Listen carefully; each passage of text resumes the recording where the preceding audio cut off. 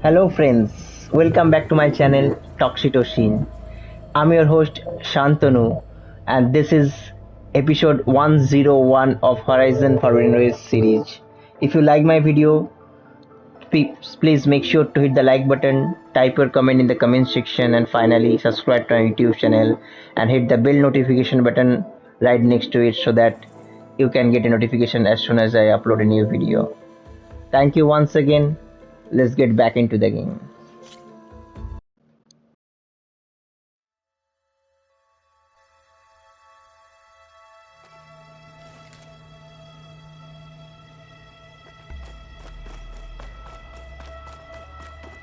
What is this? Just a few favorites from my collection. Rescued and stored here just before I went off-world. Take a look, if you like. I'm curious to hear your impressions. My friend is dead. Beta and GAIA are gone, and you want me to look at old paintings? Don't be so quick to dismiss the comfort we can find in art, or the insight we might gain. A portrait of the painter, Rembrandt's son Titus, depicted in the habit of a monk. I don't get it.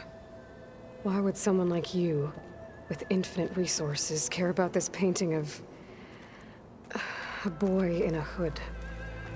It's not the image itself, but the feeling it conveys. The face is bright and defined, but his eyes are downcast, heavy with misfortune. And the background seems to swallow all light. The painting is infused with a sense of loss. I guess I understand how the painter feels.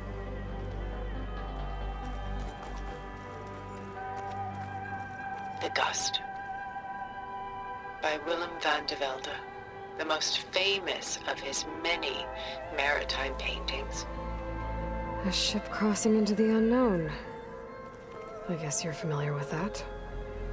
Indeed, which is why I appreciate this composition in particular.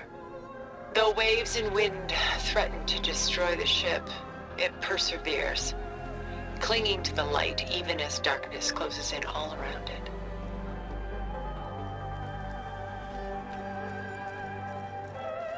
Rembrandt's The Night Watch, by far the most famous painting my homeland ever produced. It was commissioned to honor a militia made up of influential citizens. I guess you must have been an influential citizen. In my day. But not as influential as you've been in this new world.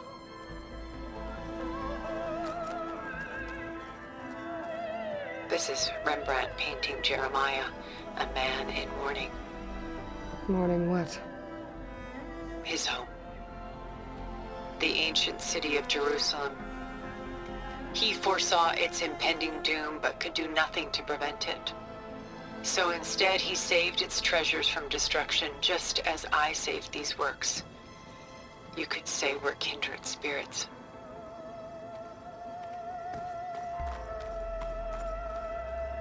My favorite pairing on the left is Woman Reading a Letter by Vermeer, a true master.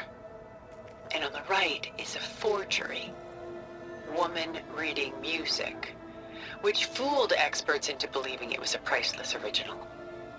Early in my career, I became fascinated with such deceptions. Eventually, I developed scanning software that could detect fakes with unparalleled accuracy. Is that how you made enough money to buy your way onto the Odyssey? Oh no. I made my real fortune later.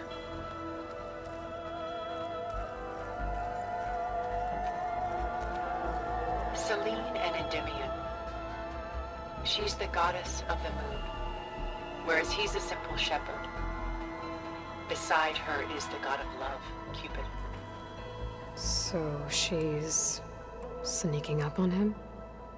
More like visiting him in secret. The torch that Cupid bears represents Selene's undying infatuation with him. Though the two must remain apart, her love will forever burn.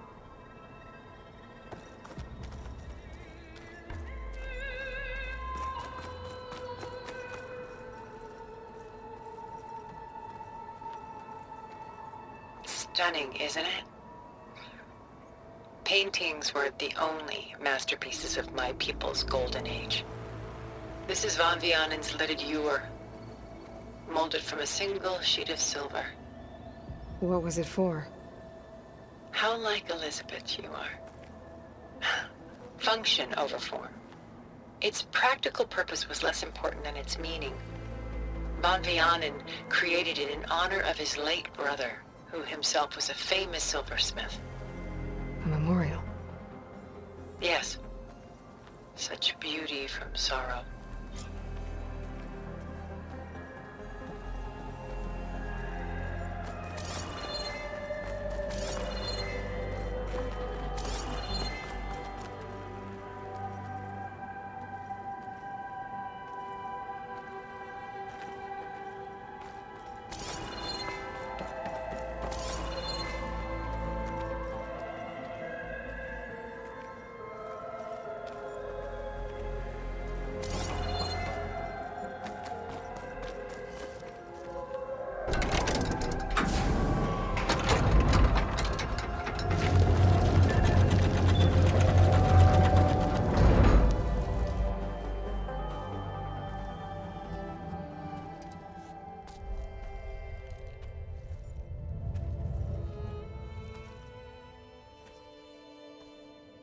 There you are. Feeling better? How did you find us? At the Cauldron? And what did you do to everyone right before I passed out? All business, I see. Well, suffice it to say we were keeping a very close eye on HEPHAESTUS, knowing we would need it at some point. Your ruse didn't fool us, and as for my little trick, it was an overload of the senses, accompanied by an energy discharge. Gerard and Eric were only momentarily disoriented due to their shields, but it rendered you unconscious while I got you out. Perhaps some breakfast might steady you a bit?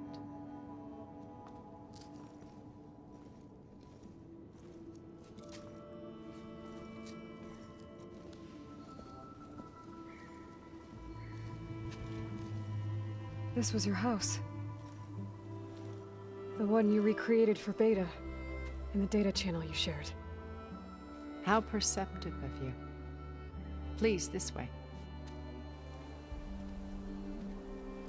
After everything your people have done, you think I'm just gonna sit down and have a chat with you? They're not my people. They never were, and especially not now. You shot off into space with them, and lived with them for 1,000 years before coming back. So what made you suddenly turn on them? Quite simply, this. My old focus. You repaired it? But that means you've seen Incredible things. What you've accomplished in 2 decades of life.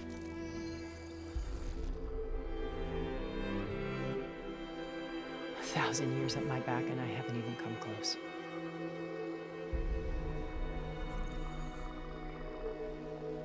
I'm sorry if I invaded your privacy, but I had to.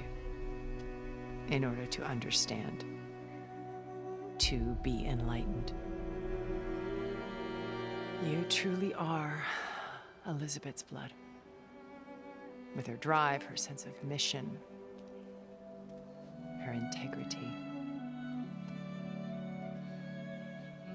Watching all this shamed me for the company that I've kept. Having seen it, all I want is to help you. even if it means stopping your friends. Especially so. Please, sit down.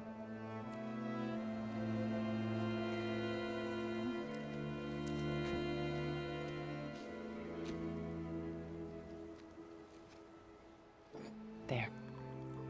That's better.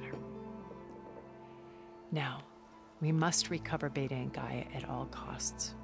By now, you must know that Gerard intends to use Gaia to reboot the Earth's biosphere. Remaking this world to specifications that would only suit us immortals. This process will kill every living thing on the planet. He calls it a clean install. Not if I stop him first. Not if we do. And once he and the others are gone, we can work together to fulfill Elisabet's dream. I'm sure Beta told you that there's a build of the Apollo database on board our ship. A complete collection of human knowledge. With that and Gaia, we could do everything Elisabet wanted. Heal the biosphere, educate the people of this world, uplift them. Create the world she imagined. Let's not get ahead of ourselves. From what I've seen, your friends are invincible. I do wish you would stop calling them my friends. And they're not invincible. In fact, a friend of yours has found a way to defeat them. Sylens. Oh, he's been a busy bee, building an army powerful enough to crash through Gerard's precious base. Yeah. Regalla and her rebels. Even now she's preparing a final march on the Tenakth capital. When she wins, she'll have the entire tribe under her control. Hundreds of warriors and machines to throw at the base. She's been duped. They'll all perish, of course. But it should be enough to break Gerard's defenses and allow Sylens to kill him. Along with all the others. Using the new weapon he's developed. Yes, he's found a way to circumvent our shields. Truly an exceptional man. He's planned for everything. Except you and me. You see, while his army is battering down Gerard's doors, you and I will sneak in through a back way. One that only I know about. While Sylens and my friends are busy battling each other, we'll take back Beta and Gaia. I told you I want to help you. I mean it.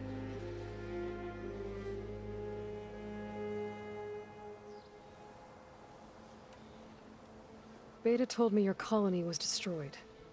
That you came back to Earth because you had nowhere else to go. It's true.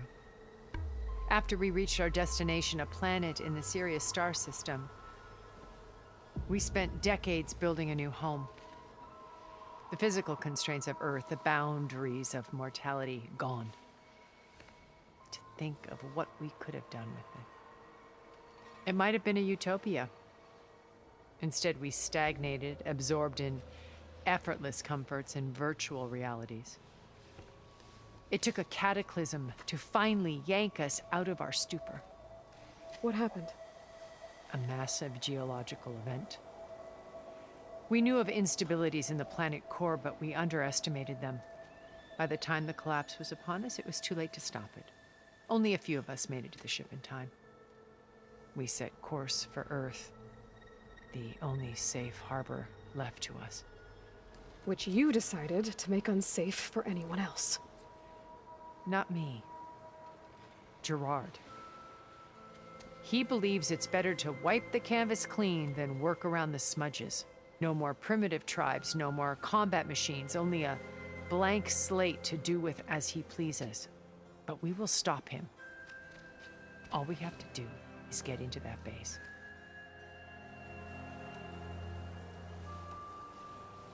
You said Beta is not in urgent danger, so what are the Zeniths doing to her? Putting her to work.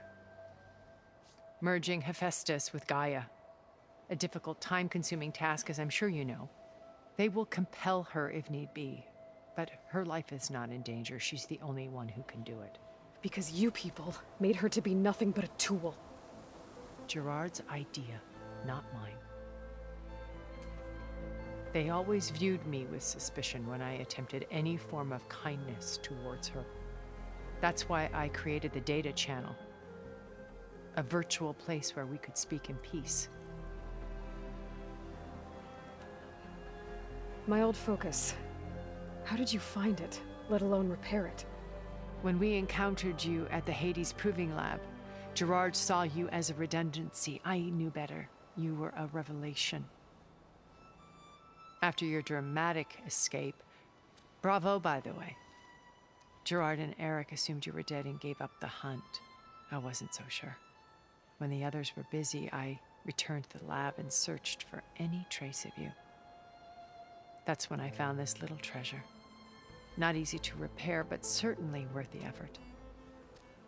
As I watched your life unfold, you were like a splash of color on a worn canvas. What Liz was, and more. Did you show it to the others? Of course not. It was your actions that inspired me to defy them. It's worth noting that if I hadn't found it and watched its contents, I wouldn't have known to save you at the Cauldron. You'd be dead.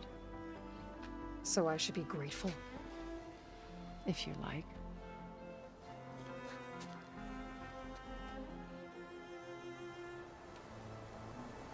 So this channel you shared with Beta, none of the other Zeniths ever found out about it? Gerard believes he's the most cunning of all of us. Even after 1,000 years, he still can't imagine that I would outwit him. The channel allowed me to interact with Beta away from their mistrustful eyes.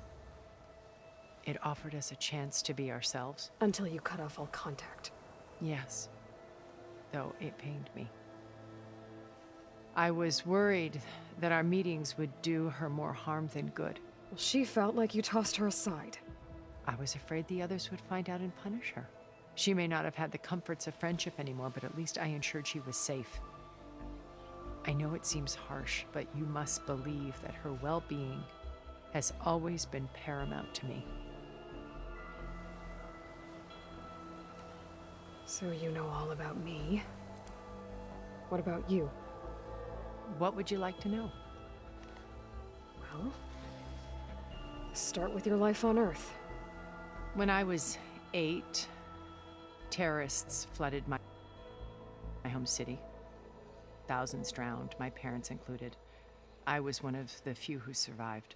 My guardian sent me to boarding school.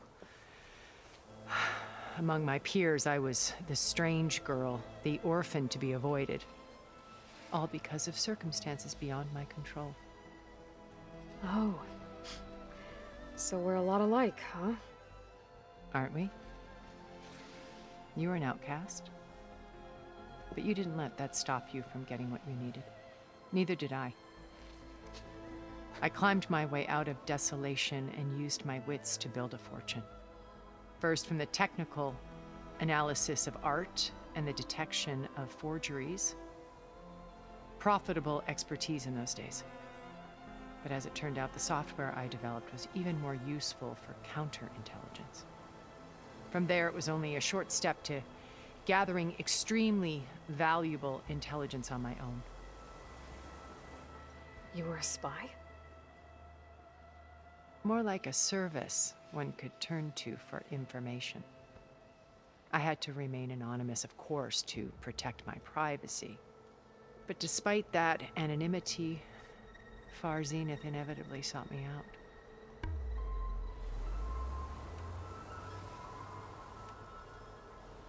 Why did you make the data channel look like this place?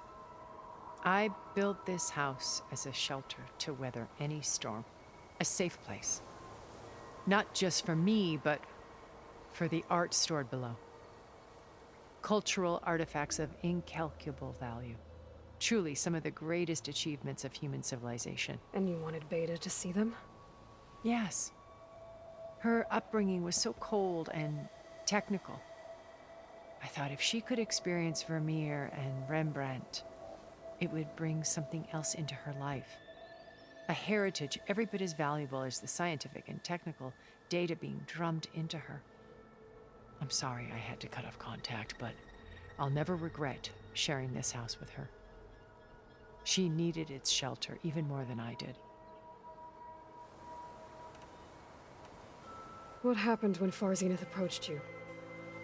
They painted an irresistible vision of humanity's future. One where we need not fear illness or death, where we explored the furthest reaches of the stars and thrived. It was only later that I realized that they only intended to bequeath this future to the rich and powerful. By the time I finally figured it out, the walls were closing in, Pharaoh's machines were devouring the earth. So I accepted Far Zenith's invitation to a berth on the Odyssey.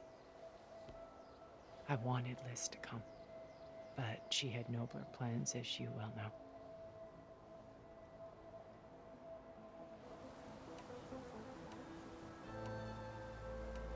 How do you know about Sylens' plan?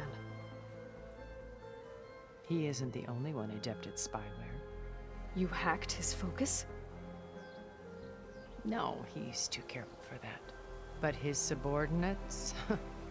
Not so much. He gave additional focuses to the tribals he branded the Sons of Prometheus. The ones working with Regalla. By tapping their focuses, I learned about most of his dealings. The distribution of override technology, the arming of Tenakth rebels, and the secret pact with Regalla to attack Gerard's base. But how did he come up with a weapon that can take down your shields? That's the one thing I haven't been able to figure out, but however he did it, I'm quite certain it will work. With it and the Tenakth army, victory seems to be within his grasp. Such a shame he'll be disappointed. So you knew Elisabet. What was she like? Liz was everything she was. I see in you. And more. Your ingenuity, your determination, your moral compass. You've managed to distill her greatest qualities and make them your own. I'm not asking about me. Tell me about Elisabet. What was she really like? The honest answer is that I don't actually know. For all the time that I spent with her, she always kept a part of herself locked away. It was like that from the moment we met. Regalla's only interested in killing Hekarro and waging war on the Karja. What does she have to gain by attacking Zeniths?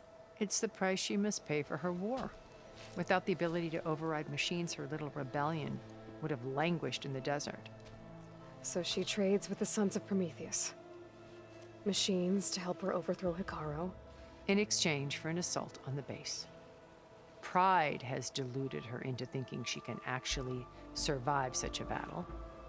And all without ever knowing who the Sons of Prometheus really answer to. Yet for all of Sylens's brilliance, still he underestimates you. That blind spot is what will allow us to take Beta and GAIA right out from under him. While hundreds of Tenakth are cut down outside.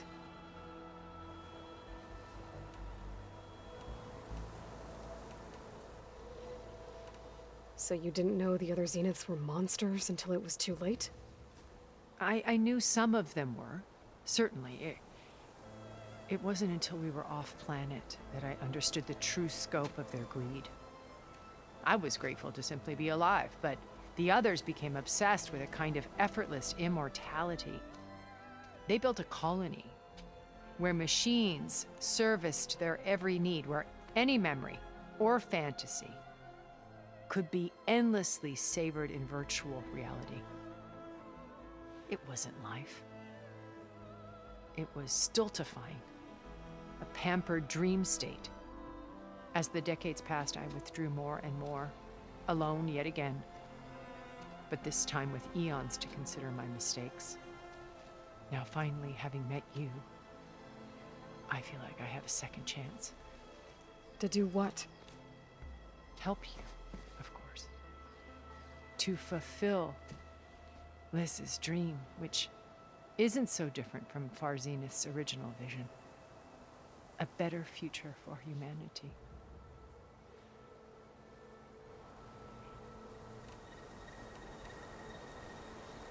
So when you met Elisabet, she was what? Distant? Aloof? Not aloof. Not exactly. It was a summit in Paris about machine learning. A touchy subject in those days. Because regulatory authorities were just starting to clamp down on AIs. Liz gave the keynote address. She had already achieved great renown for her work in automated environmental reclamation. But in her address, she was just starting to imagine the next step. An AI-driven system that wouldn't just act on its programming, but actually take responsibility for its sphere of influence. To care about life. Not just follow orders. Revolutionary stuff. I was fascinated. And I wanted to meet her for a long time. I watched her after her talk. She had spoken with such moral authority, such empathy. But after that, she retreated. I could tell she felt uncomfortable with all of her admirers. It was as if giving the talk had cost her something. I didn't want to be a pest, so I planned my approach carefully.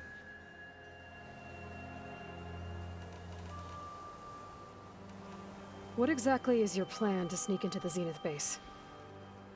We will make use of a lesson I learned from an early age. Always know your exits. In this case, a place where Gerard's new construction meets the ancient foundation, a passage that only I can access. When Sylens flings his army at the base, we will enter through this back door, bypassing most of the fighting. The distraction will provide us with a window in which to rescue Beta and GAIA.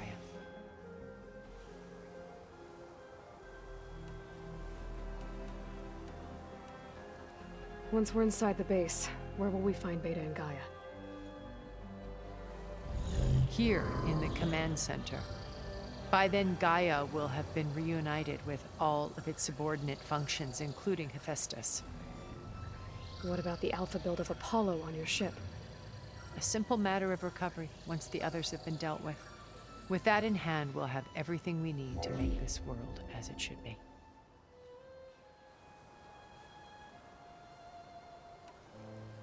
So how did you finally approach Elisabet after her talk? I picked the right moment. The morning of the next day, right as she came back to the conference, she had just had her coffee. She was fresh, rested. It was like she had braced herself for the onslaught of colleagues. I asked if I could walk with her, then put forth a question about her talk that I thought was intelligent. Her answer made me realize it wasn't, but she was very welcoming. Almost as if we were previously acquainted. It was only halfway through the conversation that I realized she knew exactly who I was. It was quite a shock to me. My business was trafficking in secrets, and I took great pains to protect my anonymity. So that was Liz, perpetually one step ahead. I came to view our meeting as a metaphor for our friendship. She always seemed to know me far better than I knew her. I guess I know the feeling.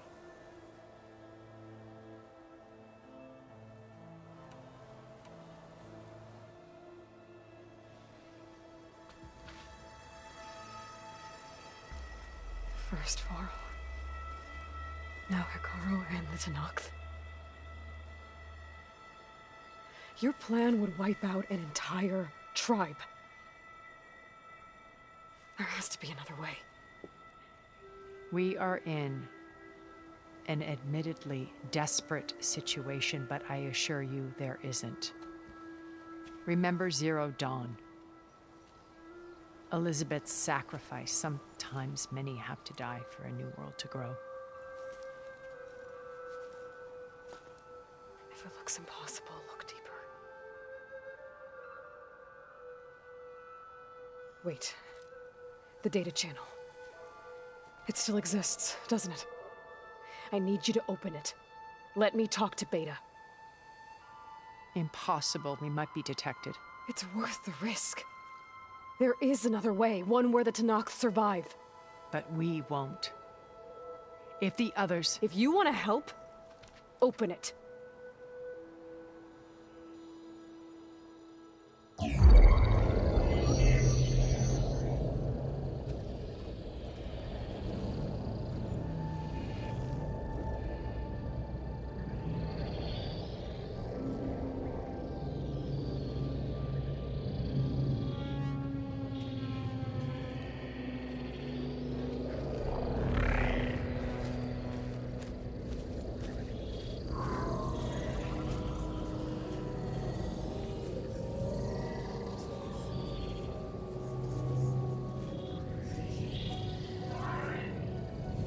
What are they doing to her?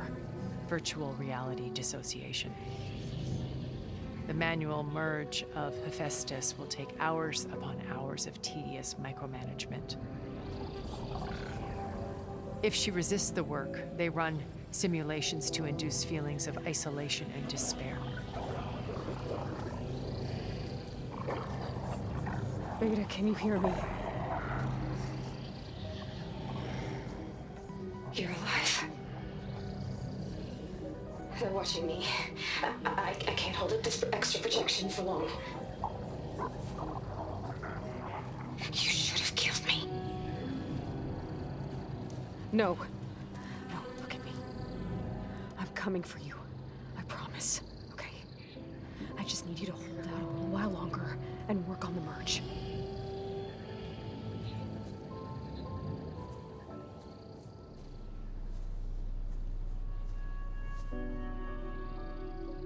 Then I think it can be done. I'll contact again when it's time. Can you hold on? As long as I know you're coming for me, I can endure anything.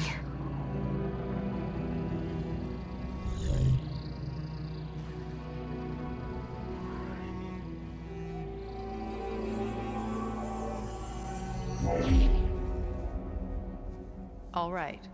I did as you asked. Now I think you need to tell me what you're planning. I'm going to take Sylens' army away. I don't need it. Only the weapon he made to penetrate your shields. And how do you propose to get it? Ask him nicely? Without Regalla and her rebels, he won't have a choice. We'll be his only option. Only option for what? What did you tell her? That is between me and my sister. We'll be Sylens' only option for crashing that base. I'll tell you the rest later. But first, there are a couple of things I have to do. Oh. And what are those? Lay my friend to rest. And then I'm going to use the override that Beta gave me at Gemini to put an end to Regalla's rebellion. From the air. Wait.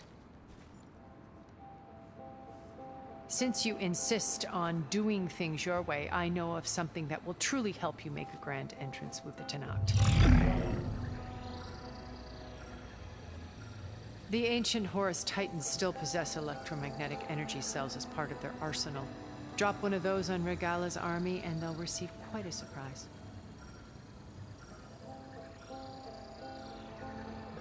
So go, do what you must. I'll come to your base if you manage to bring Sylens to the table. Not if. When.